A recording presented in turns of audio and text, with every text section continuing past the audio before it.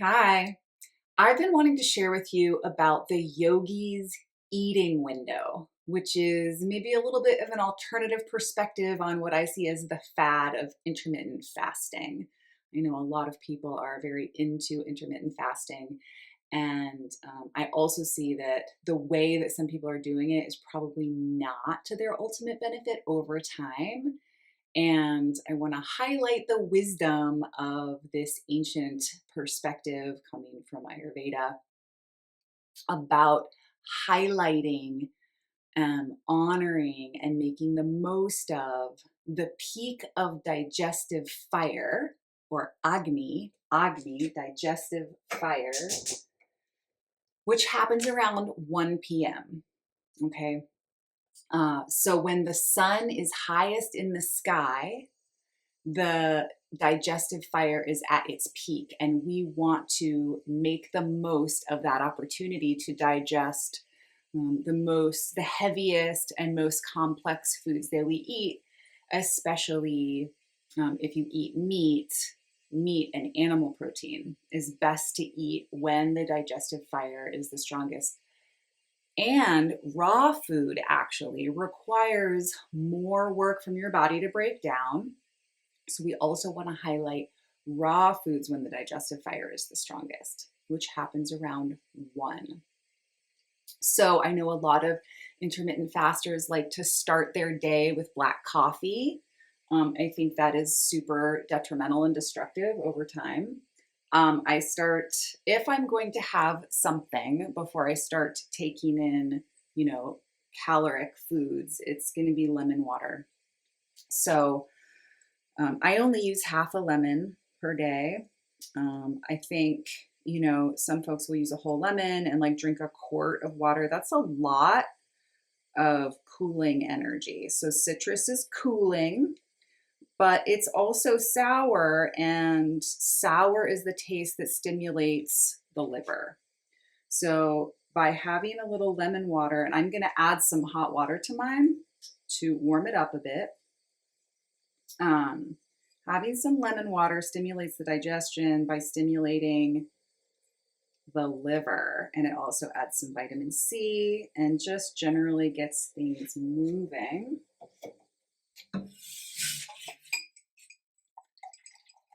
Okay, so a little hot water, a little cold water.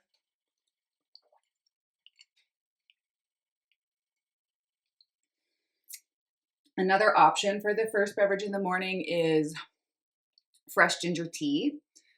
So that would be chopped up fresh ginger root, simmered in water for at least 20 minutes. Sometimes I do it for like 2 hours, and it gets really rich and kind of sweet and nutty, in addition to the spice that you get in the first 20 minutes of simmering.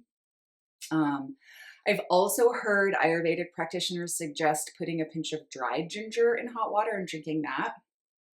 But I can say that dried ginger powder is hot in its nature, whereas fresh ginger root is warming, gently warming and lubricating. So ginger powder can have a hot and dry effect on the body, which is what coffee does. Coffee is hot and dry. It's going to dry out the yin essence.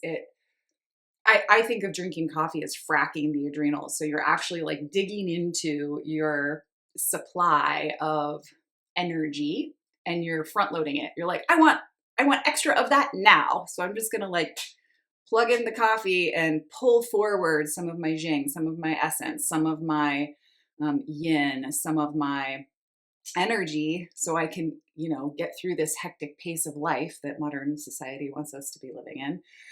And so I just see that as depleting over time. And ultimately, when people are intermittent fasting on black coffee until lunch or dinner, I essentially see them as running on fumes.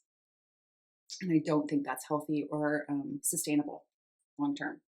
So, if you want to have something to get things moving first thing, a little lemon water, a little ginger tea, or another herbal tea. I have here this lovely herbal blend. This is some dried nettle and dried tulsi that I harvested last year and dried. And then a mix of other things that I made a couple years ago that I'm just trying to use up because it's getting old, which has like red clover and raspberry leaf. So I like to make a big jar of this and let it steep overnight. So this was boiled water poured onto dried herbs and then steeped overnight. And then I'm just going to pour it through a strainer into my tea jar here.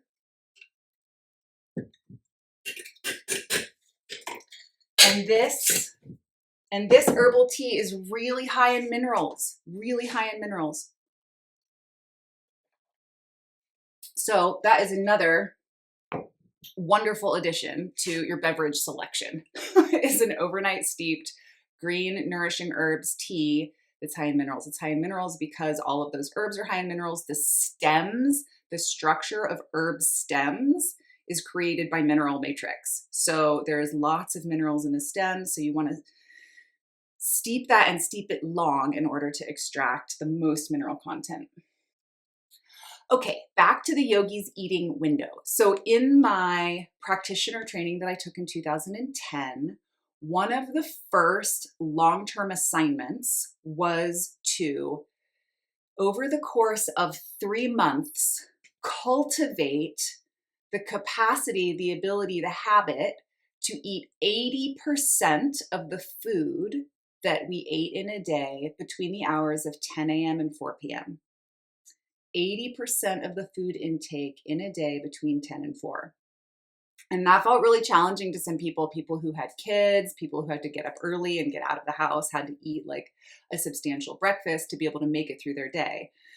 So that felt really challenging. And then obviously you're going to get home at 5 and want to make dinner, right? So getting the majority of your food in during the middle of a busy day is definitely challenging. I totally recognize that. And I'm not suggesting that this is something that you necessarily do or you jump into overnight. However, what I found is I had a little more flexibility in my life, and I found it, it was definitely, I had to get over it and get into it. It was definitely a thing to cultivate, but my schedule allowed for it. I had the flexibility, and I found my way into a pretty decent habit with that. And then I let it go. I let it go, and life happened and carried on. And my schedule has varied over the years depending on what I'm doing in my life and who I'm spending time with, and am I sharing meals with people. So there's definitely been some fluctuation. But what I find when I'm completely left to my own devices and completely left to my own flow, what I find is I naturally fall into a pattern of eating around 10 or 11, and then again around 3 or 4. I have 2 main meals in my day. I have like a second breakfast, and then I have like a late lunch or early dinner. And I often will have, if I eat around 3 or 4, I'll eat something else again around 6, 7, or 8, but it will be something small and light and easy to digest. And it generally will not include animal protein. And in the morning, once I've had my lemon water, I've done my practice, then I generally have tea with raw milk. And then I'll have something small. Lately, I've been eating 2 Brazil nuts. They're small Brazil nuts. I heard many years ago that 1 Brazil nut has enough selenium in it to be your whole daily supply. So I had a craving. I want Brazil nuts. Oh yeah, selenium. So I'm eating 2 small Brazil nuts, my tea with raw milk in it, and usually a piece of dark chocolate. I usually have my chocolate treat in the morning because chocolate is stimulating, and I want to use the boost that it gives me and not cause myself a detriment by having it too late in the day and having it interrupt my sleep. So something small, a couple of nuts, a piece of chocolate, a cup of tea with milk. Sometimes I'll have a fat bomb that has, other nut butters or raw butter, honey, that kind of thing. Something small with my tea. And then an hour or 2 later, I have second breakfast, my first meal. And then a few hours later, I have my second meal. And then in the evening, I'll have a snack like maybe a small salad with seeds on it, or like an apple with almond butter, that type of thing. So it can be, I do raw in the evenings in the warmer weather. That's another thing. As I'm preparing to move into facilitating the annual spring cleanse cohort, as we're moving into spring, I have been noticing, and I do notice that I tend to want more fresh, raw things as the weather warms up. That is suitable, right? We don't want to eat a bunch of cold, raw food in the cold winter. And I live where there are 4 seasons. So it's really important to tend to that. And so in the winter, it tends to be more soups and stews and more like roasted vegetables and slow cooked meat.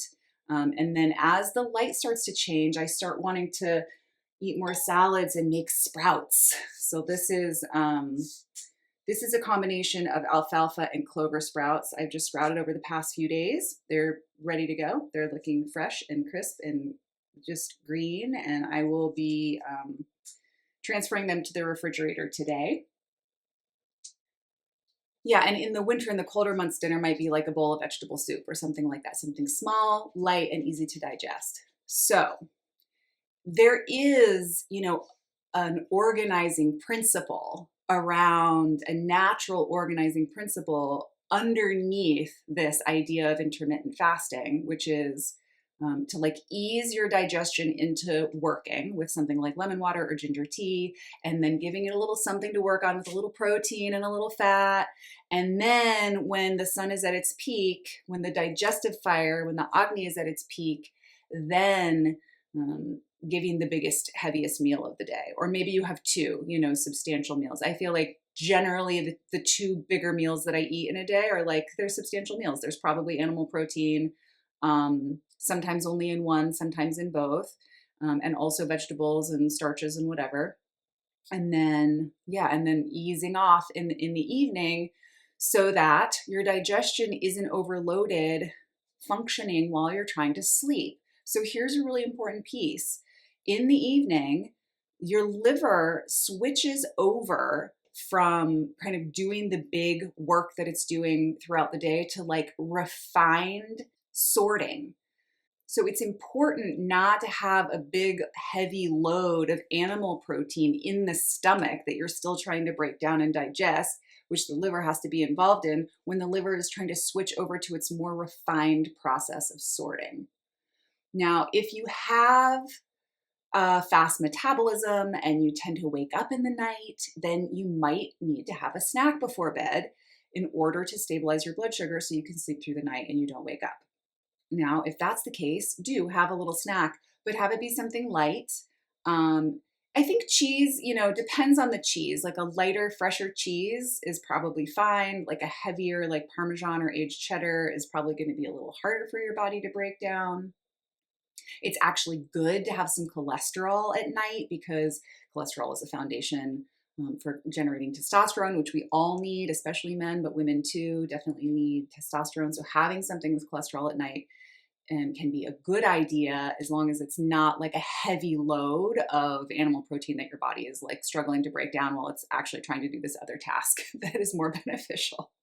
Yeah, so I hope that shedding some light on the natural wisdom of the natural rhythms of the day and the rhythms of the body can like illuminate this fad of intermittent fasting for you, and that you can, take this new set of information into your life and support your body to have the best digestion possible, which creates the least amount of sort of toxic residue in the system that you then may end up feeling sluggish, heavy, and bogged down by. So if you're having those experiences, or you just want to learn more about health sovereignty and taking care of yourself, come join the annual spring cleanse cohort. We're starting this week, and it will happen ongoingly in future years. We are going to carry on this tradition. So come join me.